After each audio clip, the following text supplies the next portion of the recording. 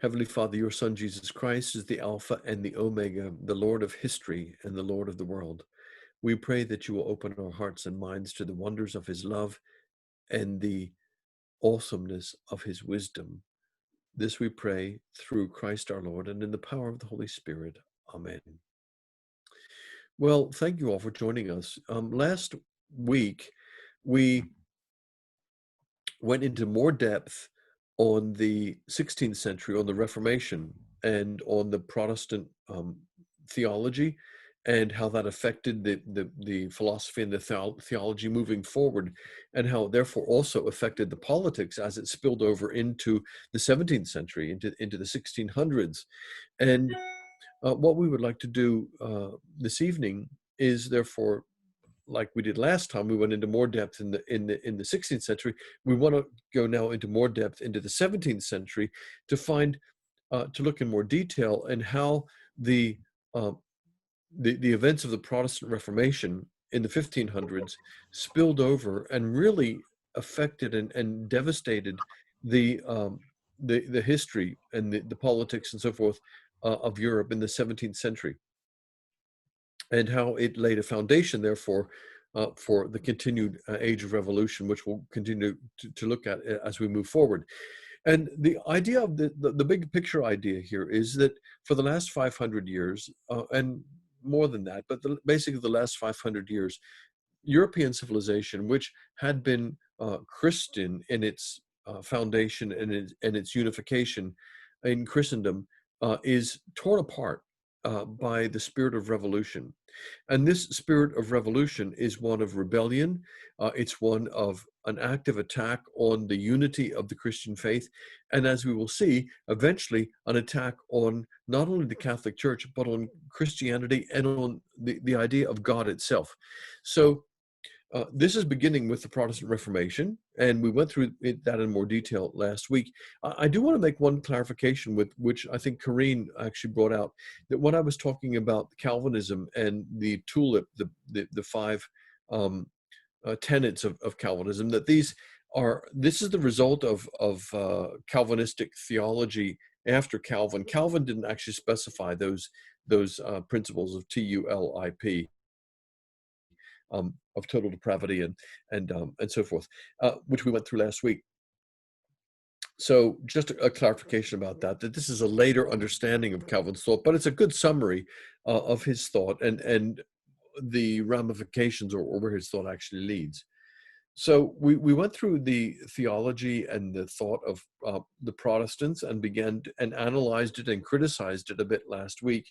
You might remember that we tried to show how the core principle that goes back even earlier than the Protestant Reformation to William of Ockham and the idea of nominalism began to sow a little seed of doubt about the supernatural realm, and how his theory that the supernatural realm, with its ideas of form and its ideas of a reality beyond this world, he said was really no more than just a name that we give those things, and that there was no greater reality. Now, he wouldn't have taken it that far, but he planted the seed of that which then begins to influence the thinkers and the theologians of the Reformation, which is what we saw last week.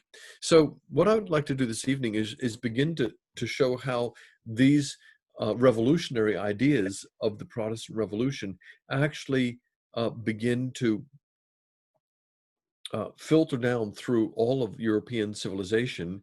And we touched on it last week by going through very quickly some of the things which happened: the Peasants' War in the 1520s, and then the 30 Years War of Religion and the Wars of Religion in France and so forth.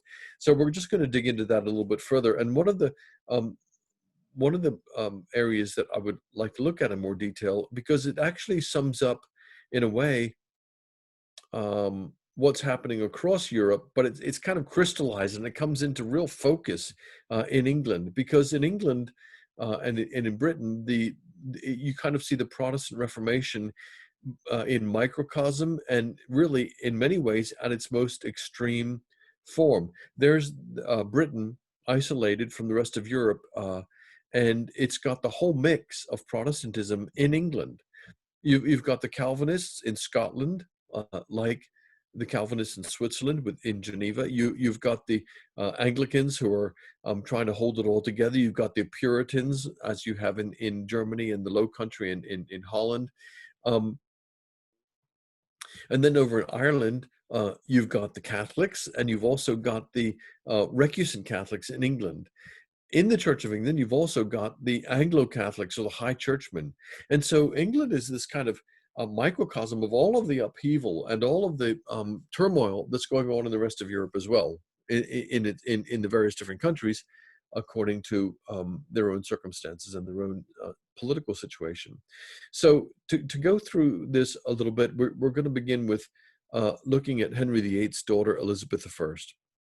Elizabeth I comes to the throne in 1558, and she has a long reign as the monarch, and she dies in 1603. So just at the beginning of this 17th century, Elizabeth I dies. Now, Elizabeth I, as we mentioned last week, is ruling over a police state. She is carefully avoiding an alliance with the Catholic powers and trying to maintain England as a Protestant country. Once she's excommunicated by the Pope, that makes all of her Catholic subjects traitors, because they are freed from their vow of obedience to her as their monarch, because she's been excommunicated. She then, therefore, portrays all Catholics as traitors, and institutes this police state. Now, the police state, when you read about Elizabethan England, is extraordinary. I mean, she's portrayed by the English as good Queen Bess and Gloriana and the Virgin Queen and so forth.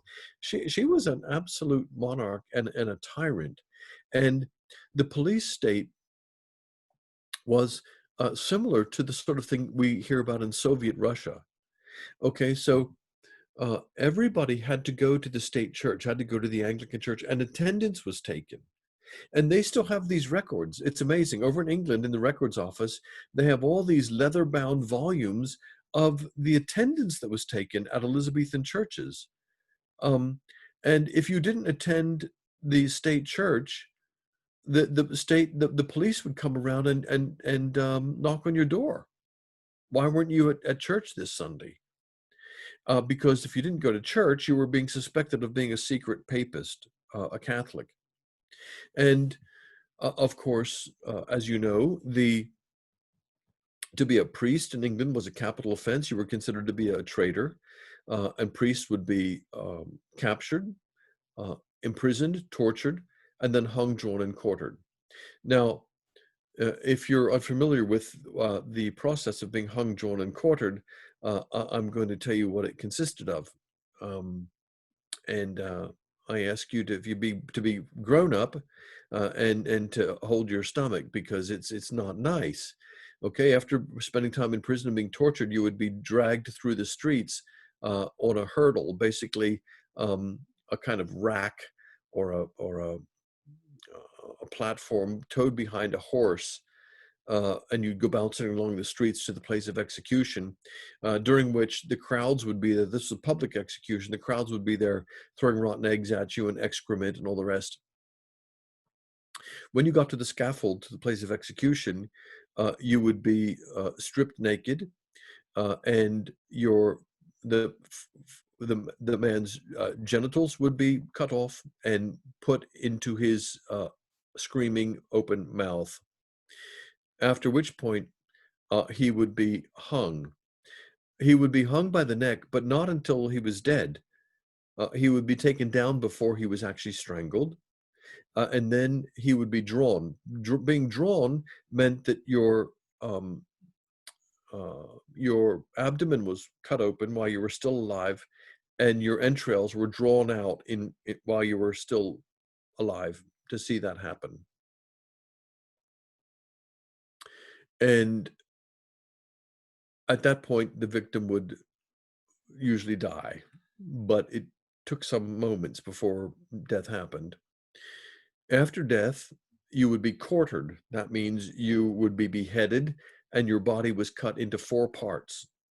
And the 4 parts were sent to the 4 corners of the kingdom, they would be tarred to preserve them, and your head would be put on a skewer on London Bridge, and your four body parts would be sent to the four corners of the kingdom as a warning to what happens to traitors. That's what happened to huge numbers of Catholic priests, because, and the Catholic priests were invariably caught.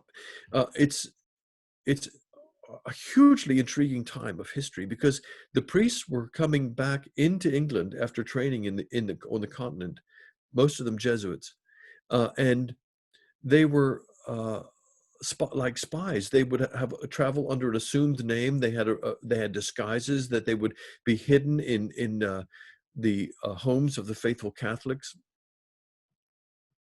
Um, one of the saints from the time was actually a dwarf who built priest holes, and priest holes were uh, special hiding places in the homes of the recusant Catholics, the faithful Catholics, and they were very um, uh, interesting and intriguing hiding places. Sometimes he would he would build a false wall, and there would be a sliding panel, and the priest would hide in there, and there were spies everywhere. And so the spies would invariably betray the priests when they came to celebrate a secret mass for the Catholic families.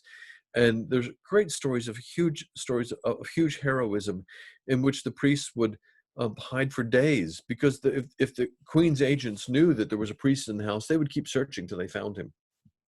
And the priest holes were sometimes, we can actually go to some of these old houses in England and see them. They're still in existence. And I have a photograph of myself and Joseph Pearce, for instance, in the priest hole of Oxburgh Hall. And I'll just share this story with you. We were leading a pilgrimage to England, and Oxburgh Hall is a medieval house that was occupied by a faithful family, and still is. Actually, the family still lives there. And the priest hole is inside a toilet. The toilet was built over the moat. There's a moat around this house, and the toilet was built over the moat, so all the waste just fell into the moat.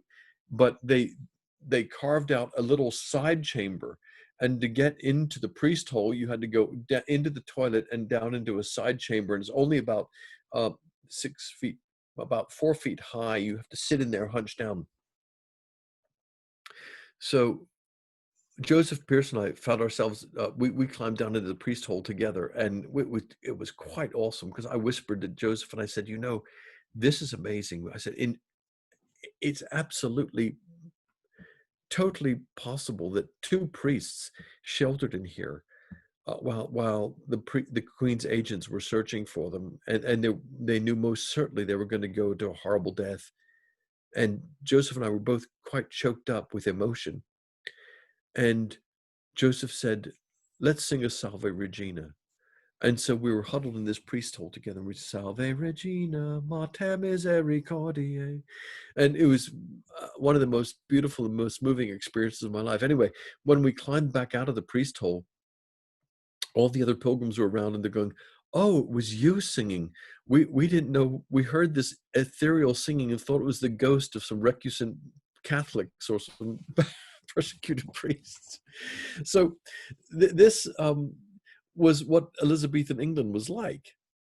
And this persecution of Catholics continued for the next 300 years. And we're going to just go through quickly the succession of monarchs through the 17th century, to show that how in England there was a huge battle back and forth constantly between Protestantism and Catholicism, and between the political forces of Protestantism and Catholicism. And this battle, which we'll see in England, is echoed in the rest of Europe. And it involves bloodshed and persecution and war and bitter battles on both sides. So when Elizabeth dies at the beginning of the 17th century, 1603, she is succeeded by James I, who has already been crowned the King of Scotland, and his mother was Mary, Queen of Scots. And Elizabeth, of course, dies childless. So she's the end of the Tudor line. She's Henry VIII's daughter, and she's the last of the Tudors. And her successor is James, King James of Scotland, the sixth of Scotland. He becomes King James I of England, and he takes the throne in 1603. And James the First is, as I say, the son of Mary, Queen of Scots, who was executed by Elizabeth, but he is the rightful heir to the throne because the way the succession goes, Mary, Queen of Scots, his mother, would have been the next in line after Elizabeth because of her heritage back through a marriage to the French monarchs and to the English royal family. So James the First is the monarch, and there are hopes that he is going to be more tolerant towards the Catholics. However, the gunpowder plot erupts under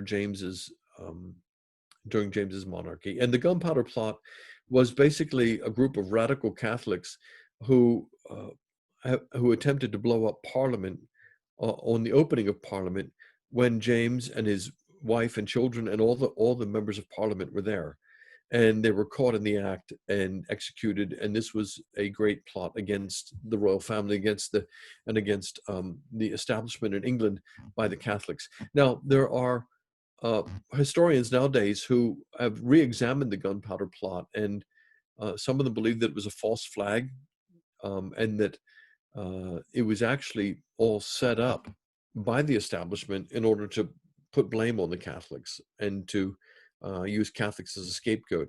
And there's historians debate about this. Some of the evidence for that theory is pretty strong.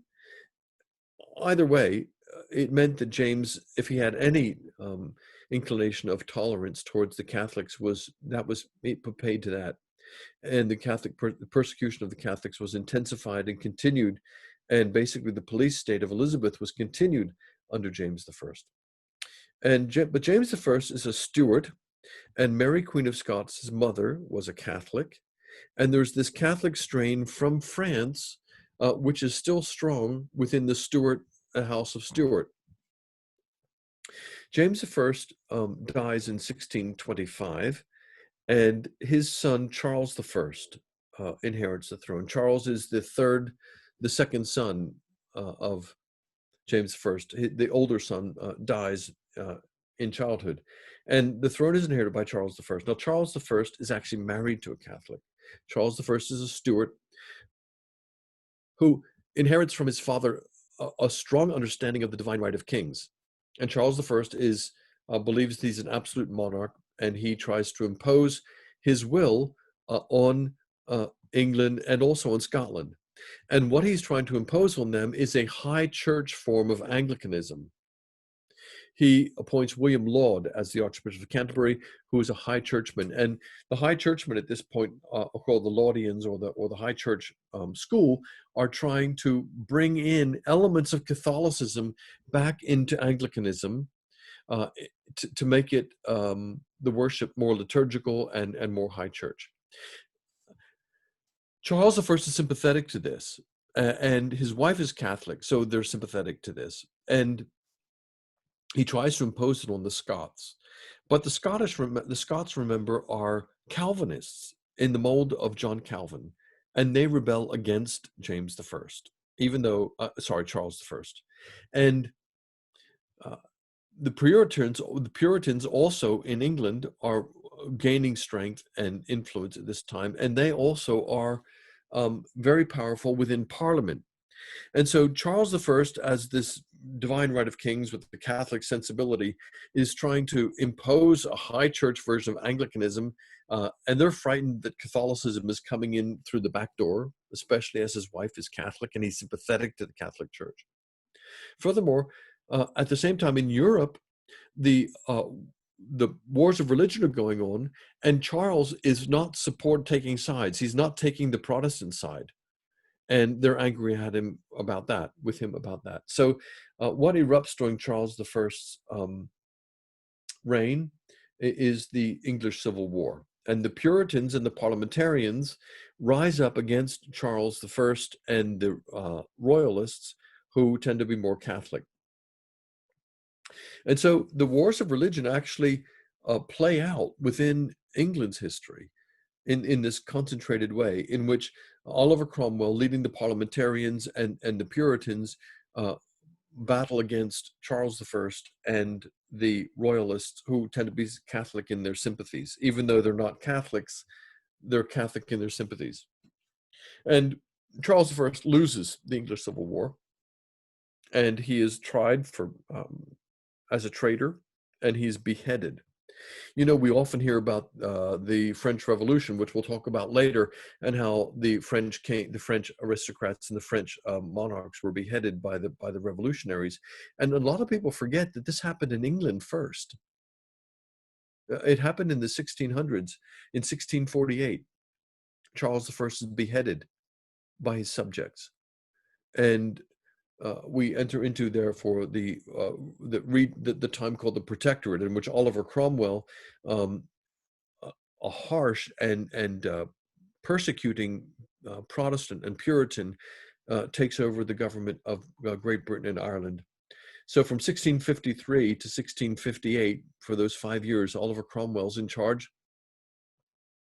He persecutes Catholics in Ireland mercilessly.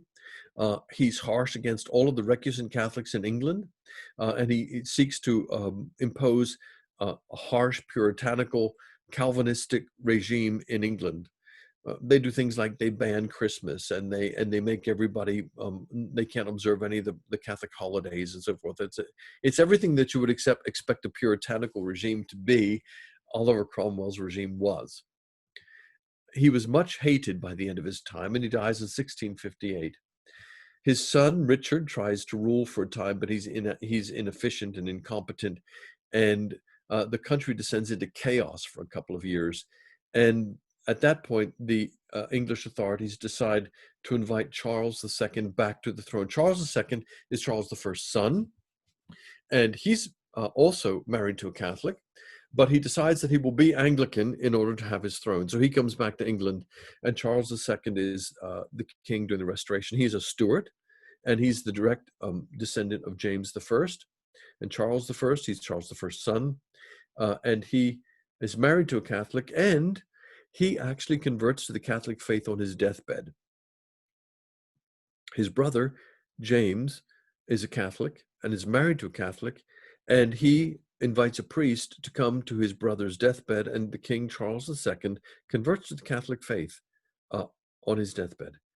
So you see how the whole politics in England is back and forth, from extreme Protestantism to Catholicism, and it's touch and go. Will England return to the Catholic faith or not? You have Henry VIII and then Edward VI, who was Protestant, and Mary, his half-sister, Mary Tudor, who's Catholic, and then Elizabeth I, who's Protestant. James I, who's Protestant but married to a Catholic wife, and then his son Charles I, who's Protestant but married to a Catholic wife and sympathetic to the Catholic cause. Charles II, Anglican, but converts to the Catholic faith on his deathbed. When he dies without any legitimate heir, his brother, James II, inherits the throne. James II comes to the throne in 1685, and he is Catholic, but the Protestants in England are willing to give him a pass because his children are Protestant. And he has two legitimate heirs, Mary, two daughters, Mary and Anne. And they're married to Protestants, and they're Protestants. And so the Protestants in England think, we can put up with this Catholic monarch, James II, because he's a widower, and his two daughters will inherit, and they're Protestants, so the future is safe. But then James II marries again a Catholic princess, and she has a son. Now the heir to the throne is a Catholic. And the Protestants are genuinely upset. And so they invite Mary's husband, William, who's a Dutch Protestant prince, a minor prince, to come over and to take the throne of England. This is called the Glorious Revolution. There's nothing glorious about it.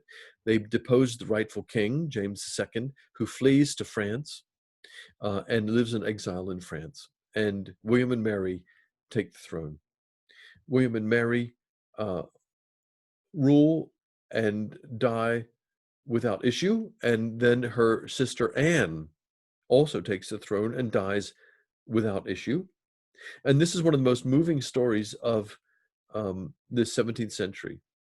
By this time, James II, living in France, had died, and his son, James III, is the rightful heir to the throne of England.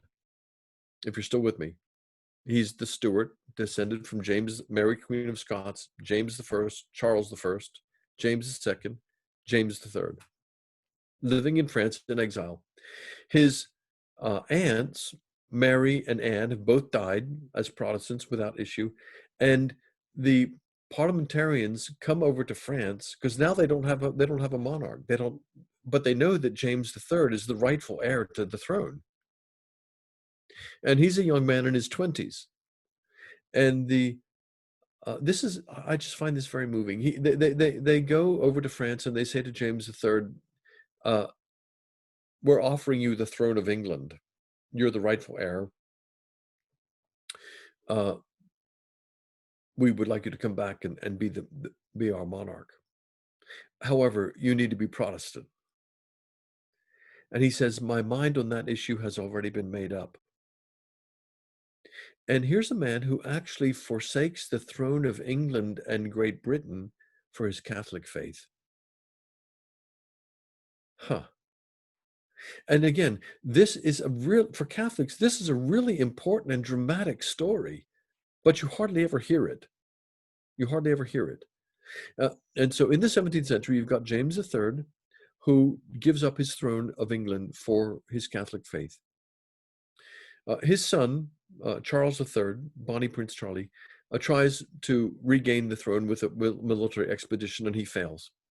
And the Protestants in England go back to England without their monarch, James III, and they invite a German prince, who's a prince of one of these minor German states, to come and be the monarch. That's George I. George I comes over from Germany and rules in England, doesn't speak English at all, but they'd rather have this German monarch and a foreigner than having the rightful King of England, who's a Catholic. One of the most dramatic and moving stories of history. James III has two sons, then Charles III and Henry. And Henry becomes a cardinal in the Catholic Church. And when you go on pilgrimage to Rome, and you come in the back of St. Peter's, if you go down, turn to the left, and go down the side aisle, the first great pillar on the left, if you look up, is a monument to James III, the last Catholic king, rightful Catholic king of England, and his wife, and his two sons, Charles III and Henry. Henry became a Catholic cardinal, and after his brother Charles died, he was the next in line to the throne of England. And curiously, if he had become the King of England, he would have been Henry IX and would have been a Catholic cardinal replacing Henry VIII, who did so much damage. That is the beautiful history and tragic history of the Stuarts. And that 17th century in England, therefore, summarizes and sort of encapsulates what's going on in the rest of England, rest of Europe. So to show the upheaval then in the 17th century across Europe, I'm going to zoom through some of the other events in the rest of Europe so that you can see what I mean about the rest of it just being a total anarchy and total upheaval and war and bloodshed.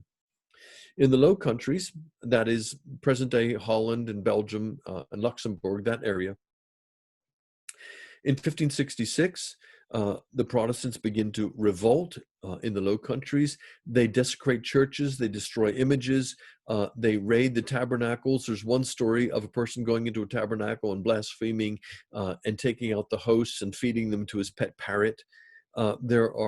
And this upheaval and the Catholics fighting back goes on for another 80 years in the Low Country, until finally in 1648, in the Peace of Westphalia, they divide up, and Holland, the Dutch, become Protestant, and Belgium and Luxembourg remain Catholic.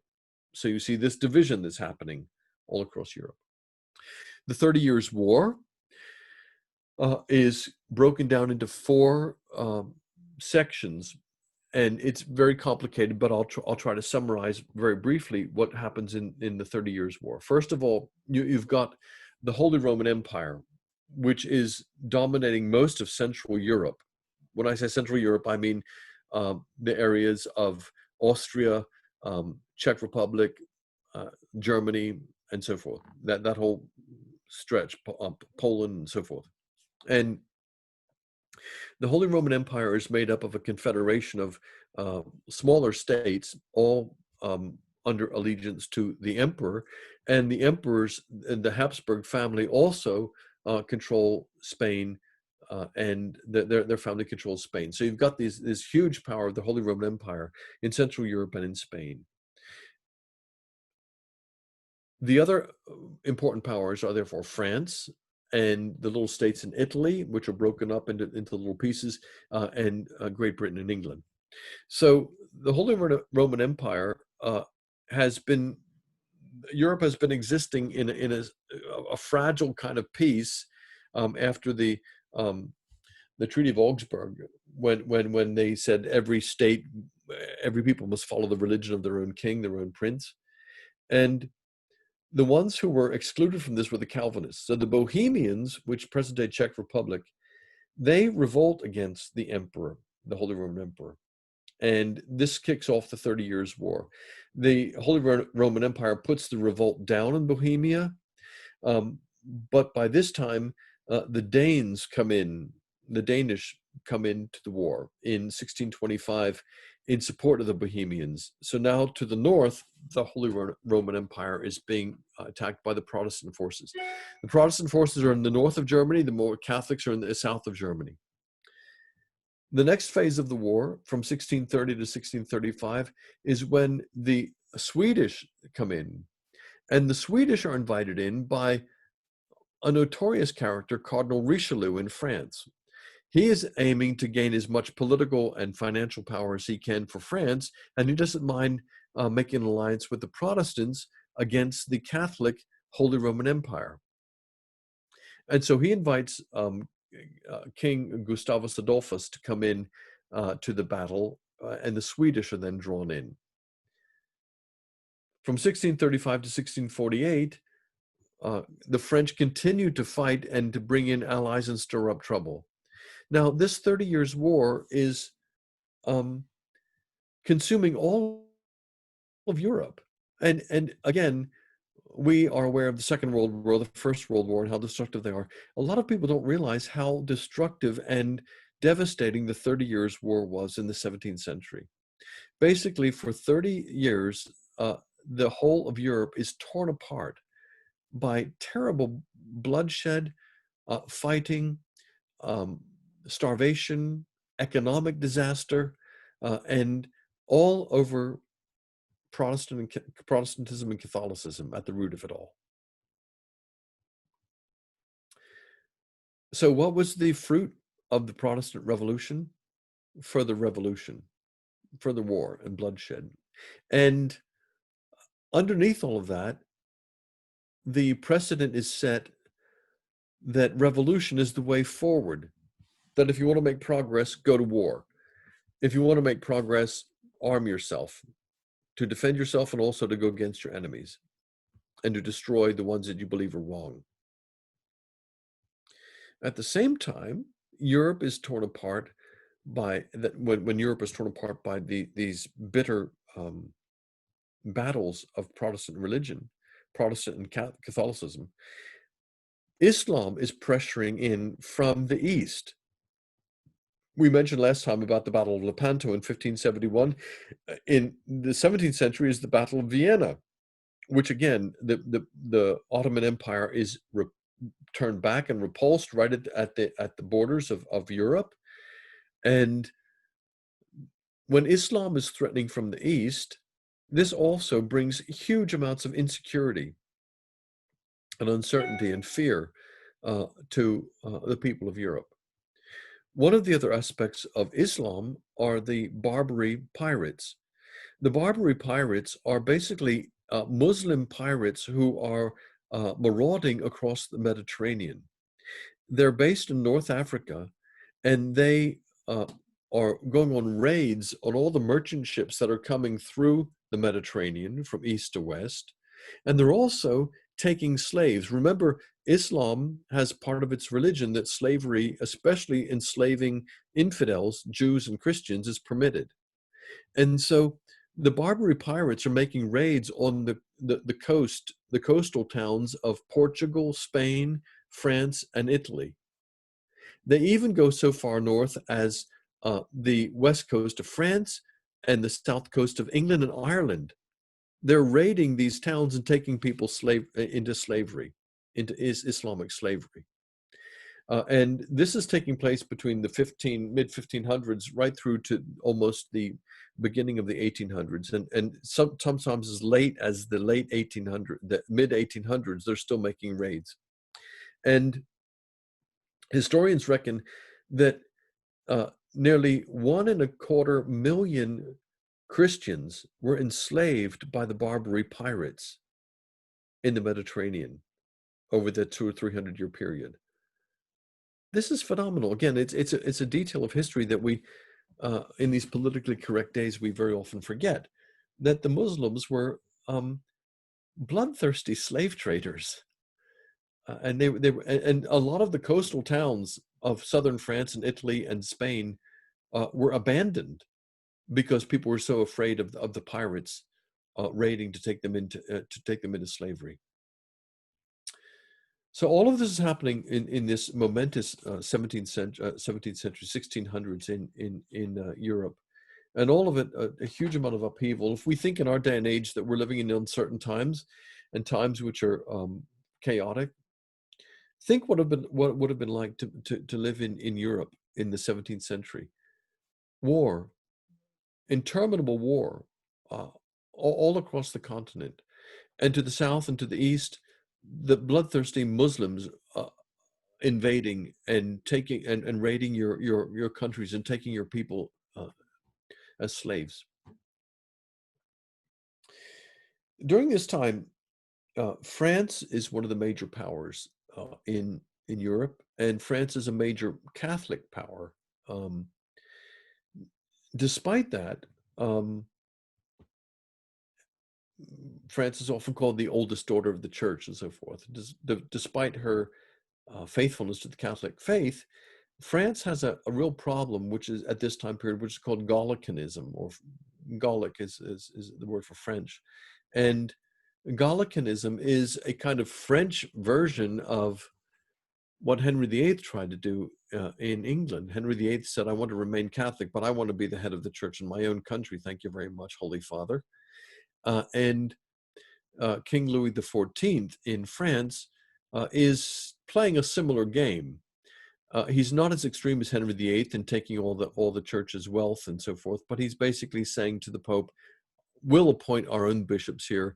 We will own the church lands. We will look after things. Thank you very much. You can stay in Rome. And Gallicanism, therefore, is a trend in France for an independence from Rome, a political independence. And we'll see how that plays out when we talk about the 18th century next week. Also at this time in France is the problem of Jansenism. And Jansenism is a kind of Catholic version of Calvinism, if you think. It's a very, a kind of harsh, judgmental, puritanical version of Catholicism. And with the great Catholic saints are actually fighting against Jansenism and trying to fight for Orthodox Catholicism. I would like to take the remaining time here this evening, after that whirlwind tour of the politics and the battles in Europe, to also talk about a little bit about the theological and philosophical progress during this time period. And during the 1600s, Europe is reeling from the Protestant Revolution, and it's reeling not only politically, as we've just seen through the 30 Years' War and the conflicts in England and in Britain and Ireland and the Low Countries, and not only reeling with this bloodshed and this battle, but there's also a real counter effect and an impact of the theological um, revolution of the Protestants in the realm of philosophy. Basically, the Protestant Revolution, philosophically and theologically, pulled the rug out from medieval Christendom. And the Protestant Revolution, with all of its different permutations, Lutheranism and Calvinism and Anglicanism and the Huguenots and the Anabaptists and all these different groups we talked about last time, they basically brought a huge amount of uncertainty into religion and into philosophy in Europe. So that along with the political uncertainty and the bloodshed and the upheaval and the battles going on in the military and political sense, at the same time, of course, people are feeling uncertain about what they believe and who the authorities are and where to turn for the truth, because the Protestant reformers got rid of the Pope and got rid of the magisterium and some of them and said it's the only the Bible and so forth. And so the intellectual and spiritual life of Europe is also just thrown into huge upheaval. And it sparks great doubt in people's minds. And the philosophy of the time, therefore, echoes this and reflects the upheaval that's going on all across Europe. Remember last time we spoke about the growth of the scientific method and how at this crucial point in the 16th, 17th century, the scientific method, scientific advancement begins to grow, and the scientific method is changed from the earlier understanding of science, in which there were four causes: the material cause and the formal cause, and so forth, up to the final cause, which is what does this stuff actually mean, and what is its final purpose? And the scientific revolution says, let's forget all that and just focus on the material and the formal. Let's just focus on the material things. That's the proper study of science. And great advances are made in science during this time period. This is the time when Isaac Newton is working in England, a Cambridge philosopher and scientist, and making huge advances in the realms of mathematics and physics and so forth. And while the developments of science are going on, at the same time, the focus on the natural world and on science is increasing the doubt and the questioning of the old spiritual realities that used to be taken for granted in the Middle Ages. And so one of the great thinkers that emerged at this time is the Frenchman René Descartes, and he dies in 1650, so he's right there in the middle of the 17th century. And Descartes is called the father of modern philosophy. He is a key figure also in the scientific revolution. He's a mathematician and so forth, and he's involved in the analysis of science, and same time as Isaac Newton. And Descartes is interested not only in what is true, but he wants to know not so much what is true, but of what can I be certain. So in all the upheaval that's going on, Descartes is basically saying, we've learned that we can't trust revealed religion and the Catholic magisterium and even the Bible necessarily, and all these other things. Instead, we want to take a material scientific approach to things. We want to look at what we can actually know for sure. And when he begins to examine this and push this, this is the area of epistemology. He looks, what can we actually know and how do we know it? He begins to question almost everything and say, well, what can you actually know? Because the things that you take so much for granted in the physical world are, do you actually know that? Or is that just your perception of reality? And so the philosopher in him begins to pull these questions apart. And he says, if we can't trust the church, we can't trust divine revelation for sure. What can you actually know? And this is where he comes up with his famous statement, of course, I think, therefore I am. I think, therefore I am. And this is revolutionary because you can see where this is going to lead. I think, therefore I am. That is the only thing I can know for sure. Therefore, the basis for all of my knowledge and all of my certainty is me and what I can actually know and think and perceive, and that's the one thing I can be sure of. Now, he didn't take it that far. He remained a Catholic Christian, and he remained a believer, but he is called the father of modern philosophy because he's basically saying that knowledge is based in human reason and in human experience. That's where we can know what's what. And out of this, therefore, eventually comes anthropocentrism, which is basically a man-centered worldview, not God-centered, and subjectivism, which is really whatever is true is whatever I believe to be true. Whatever my truth, I have my truth, you have your truth. And maybe you can see how Descartes' philosophy, which of course is far more complicated than I'm sharing with you now, but how the core of Descartes' thought and philosophy is a direct result of the Protestant Revolution. When the old certainties of medieval philosophy and medieval theology are broken down.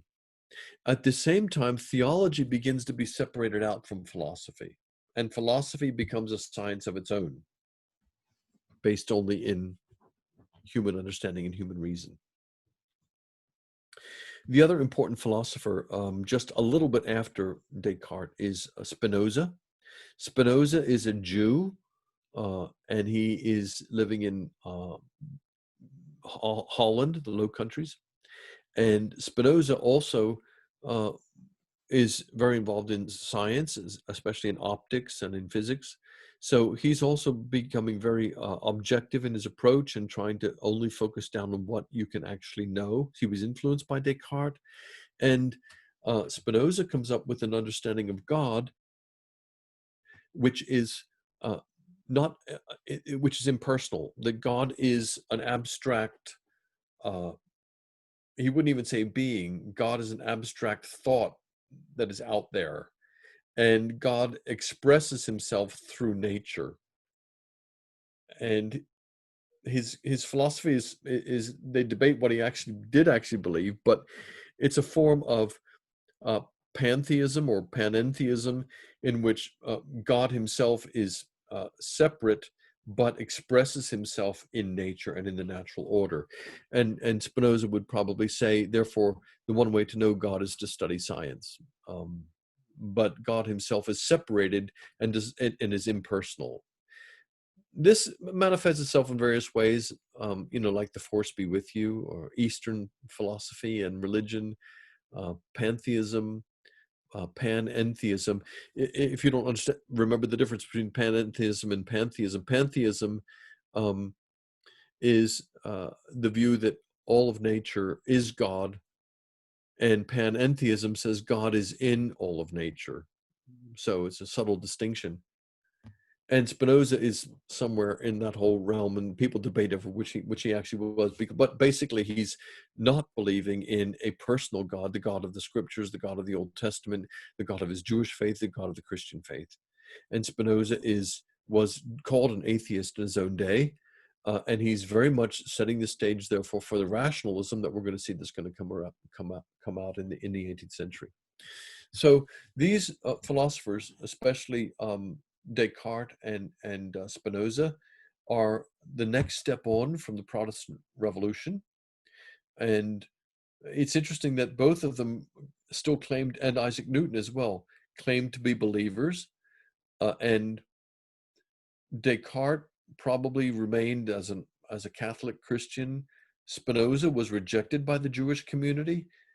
He continued to believe in God and be a religious person, but uh, not in any orthodox sense. Isaac Newton also continued to be an Anglican and to worship in the Anglican Church, but in his own personal writings, he revealed that he didn't believe in the Holy Trinity, and he also had a very Arian understanding of the incarnation, that Jesus was um, a form of God, but he wasn't really God incarnate. And so the seeds are beginning to be planted for what we will see as modernism, which is going to come after this. But even now in the 1600s, we're seeing these thinkers at the forefront beginning to move in a new direction away from Christianity, away from the Catholic faith. Well, we have about 10 minutes left, and I would like to share with you, therefore, that while all these negativities are happening as a result of the spirit of revolution, at the same time, God is still at work in the world. And we see in the 17th century the fruit of the Counter-Reformation, which took place in the mid 1500s, and we see the fruit of that also um, blossoming in the 17th century, especially in France, where Catholicism is flourishing. And I have listed here 12 different saints from this time period who are just some of our most beloved and remarkable saints. Saint Vincent de Paul, who dies in 1660. Did you know that St. Vincent de Paul, in his youth, was actually captured as a slave by the Barbary pirates that I spoke about? And he makes his way back to, after various adventures, to Paris, where he is famous for his work with the poor, with prisoners, with slaves, and leading retreats. And he was just tireless in his work for the kingdom. He's working with St. Louise de Marillac, who also dies in 1660. She establishes the Sisters of Charity. She's an aristocrat, and she's working with the poorest of the poor. She's the Mother Teresa of her day, working with St. Vincent de Paul uh, in the slums of Paris. A bit earlier than that is St. Francis de Sales, who dies in 1622. He goes to be the saintly Bishop of Geneva and ministers to the Calvinists in Geneva, and wins many, many converts, and is known for his gentle spirit and his writings about spirituality. Wonderful and a dear saint, patron saint of writers. He's one of my favorites because not only is the patron saint of writers, but he was bearded and bald-headed. So he's close to my he's close to my heart. Um, his colleague, Saint Jane Francis de Chantal, also working with the poor, and Saint John Eudes, a famous preacher who dies in 1680. Saint Francis Regis, Saint Isaac Jogues, and dies in the 1640s. He's one of the courageous Jesuits, along with Saint John de Brebeuf and the others, who come to North America, to New France, and minister to the Algonquins and the Iroquois. Again, one of my favorite saints, and I don't know if you know Isaac Jogues' story, but he comes over to minister to the Hurons and the Algonquins. And you know, we think that the Native Americans were all peaceful hunter-gatherers, and some of them were, a lot of them were, but a lot of them were savages. They were bloodthirsty savages and cannibals, and total heathens. And these Frenchmen, Saint John de Brebeuf, Saint Isaac Jogues, and the others, um, they when you read their stories, it's incredible the hardship that they endured to be missionaries to these loathsome people. Um, there they are in present-day New York State in Canada, enduring the harshest of winters, living with these people as they travel around. They were nomadic. They canoed up and down the rivers and lived in the wilderness. And the stories, they kept diaries and recorded all what they went through. And it's just, all of it is just, and you wouldn't believe the stench and the deprivation and the poverty and the hardship and the cold and the bitterness, and learning the language of these people. And so Isaac Jogues is captured during one of the sort of bellicose times of when the Native Americans were attacking the French. And he was tortured by having his fingers bitten off knuckle by knuckle. And so he was totally sort of mutilated. And he escapes and he makes it back to New Amsterdam, New York. And he gets on an English ship back across the Atlantic to France. And the English don't like the French anyhow. So they kick him off when they get to the coast of Brittany. And he struggles ashore wearing only his black Jesuit robe into the nearest sort of Catholic church and turns up at the Jesuit house, and he recovers. And the Holy Father, the Pope, gives him uh, a special dispensation to be able to say Mass, even though his hands are mutilated, because you probably know that a priest has to have hands to be able to say Mass. If he's severely mutilated, he can't say Mass. But the Pope gives him a dispensation. So there he is celebrating Mass with his mutilated hands. And he decides to cross back across the Atlantic to continue his missionary work with these Native Americans. I mean, even crossing the Atlantic in the 1600s is a huge ordeal. Hugely dangerous, full of risks and hardship and so forth. And so Isaac Jones returns to New Amsterdam, and the Jesuits said, well, you can stay here, you can have a desk job. He goes, no, I want to go back to my people, to the Native Americans. And they say, why would you do this? And he says, because I love them. Wow.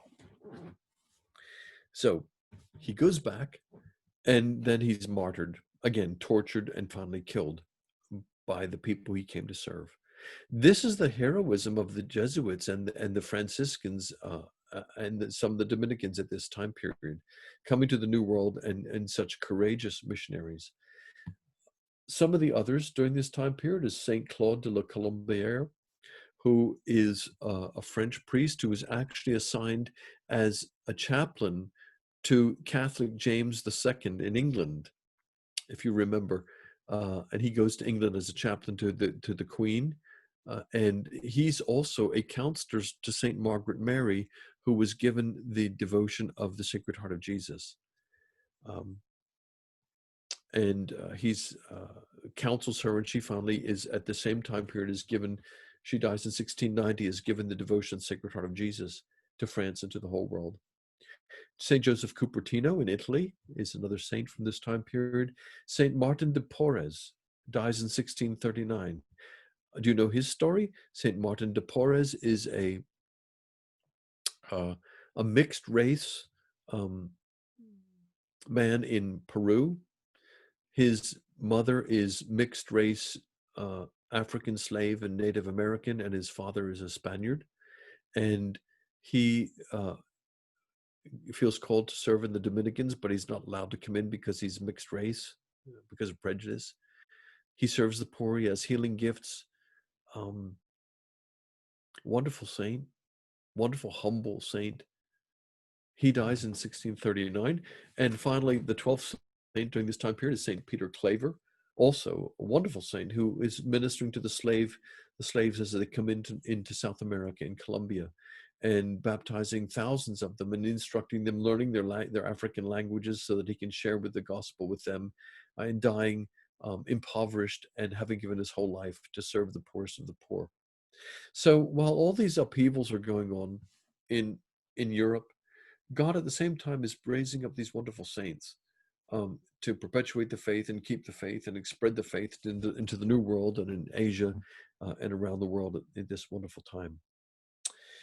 Well, overall, to summarize, we see that the effects of the revolution of Protestantism in the 16th century flow into the 17th century, into a time of unparalleled devastation and war, bloodshed, upheaval, political machinations, and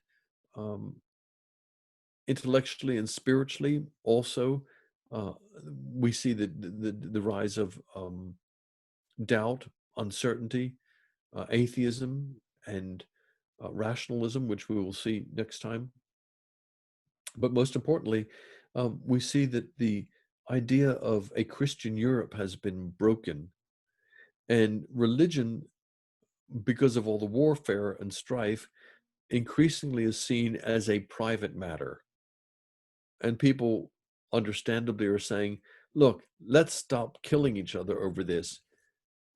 You have your religion, I have my religion. Let's just live in peace, okay? And so that the result of that is therefore that religion becomes a private matter. And if it's a private matter, then it also becomes a subjective matter, in which the conclusion from that is there is really no definable religious truth, because you can be a good person of your religion, I can be a good person of my religion. And while nobody's stating this explicitly, this is the implicit conclusion of this time of revolution that we go through. We're going to see how that plays out next time as we go into the 18th century, but we're going to leave it there for now. It's 9:31, and I'm going to close. What I would like to do is to close with a blessing, and then stay tuned, if you like, for any discussion which is coming up in the chat room. The peace of God, which passes all understanding, keep your hearts and minds in the knowledge and love of God and of his Son, Jesus Christ our Lord. And the blessing of God Almighty, Father, Son, and Holy Spirit be with you and those whom you love this night and always. Thank you. Well, thank you, Kathy, for moderating for us again. I'm going to look through this chat room here. Yeah, you can. Someone has said you can visit the Martyrs' Shrine in New York.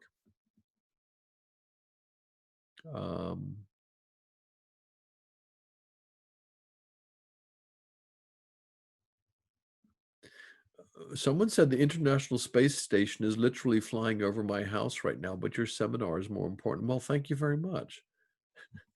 Here's a question. Is High Church just a mixture of Anglican and Catholic? High Church Anglicanism is sometimes called Anglo-Catholicism. It had a little resurgence under Charles I, when it was called High Church. And they brought back vestments and an altar rail and a high view of the sacraments and so forth. And they're called sometimes the Carolingian divines, Carolingian meaning Charles, because they were active in the reign of Charles I.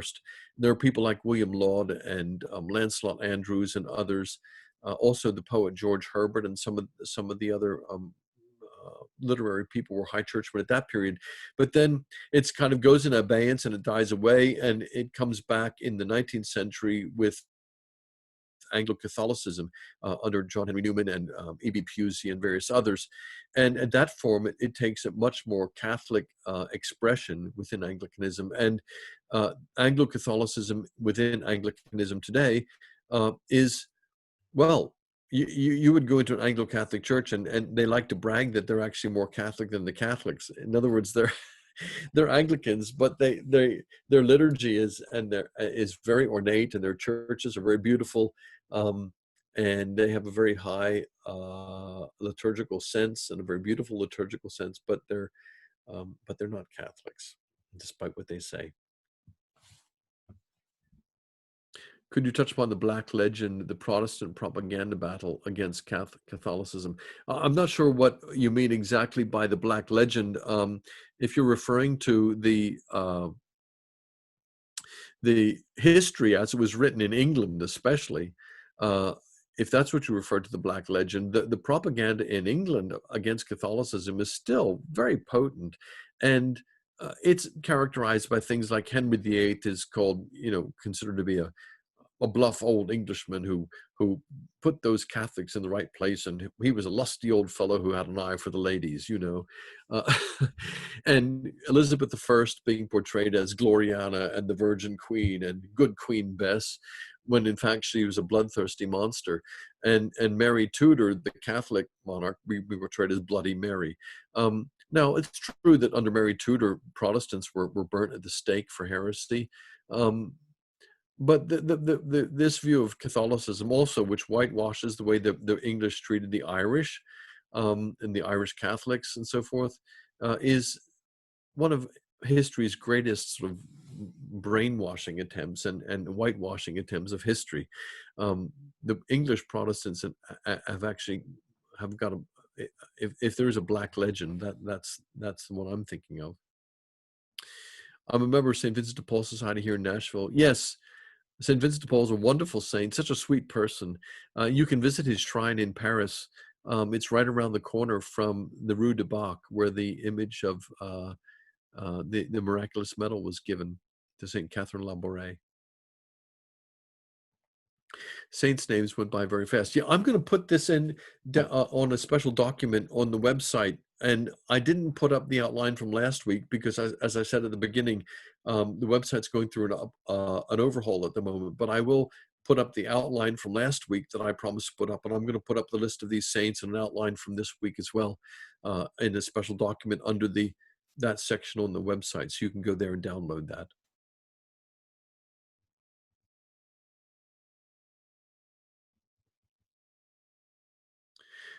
Yes, some people say that the missionaries tried to dominate the natives. This is another bit of anti-Catholic propaganda, that the idea that the native peoples, whether they were Native Americans or native peoples anywhere, were all living in sublime sort of innocence of the noble savage in the jungle, like almost like Adam and Eve, and that these missionaries came in and forced uh, a corrupt religion and a corrupt economy and so forth, and diseases on them. And of course, some of the missionary efforts were ham-fisted. But when you actually look at the facts, the first of all, the native peoples were not all innocent, sort of little children living in the jungle. A lot of them were terrible savages and cannibals, living in fear and in bondage to dark spirits. And the missionaries brought them education, brought them health, brought them welfare, brought them the faith, um, and nothing is quite as simple as that. Of course, there were abuses and things that went wrong, um, but you can't actually. It's not as simple as saying, "Oh, they were all bad or they were all good." The movie Black Robe gives a fairly good view of what the Jesuits endured. Yeah, it is. It actually underplays their sufferings, but the movie Black Robe is a pretty good one. The biography of St. John de Brebeuf came out last year by Ignatius Press. That's worth reading. It's really a good one. Oh, Kathy's put up some of those list of saints. I'll put it up on the website. Don't worry about that. Yeah, there was no noble savage. Well, I think I disagree with that a little bit. Talk about Rousseau's noble savage. We're going to talk about that next week. But I think it was easy to read nobility into the savages. But I think there were some who were some tribes which were much more peaceful and than others. But an awful lot of them were not noble at all. Do you think there's hope that in the new 500-year period we are starting now, all the different Christian groups will find themselves coming together again as we all deal with the secular fallout of these revolutions the past 500 years? That's a really good question, and one in the final session I want to look at to find out where we're going in the future. I actually have some pretty clear ideas about that, and I'm going to be excited to share them with you.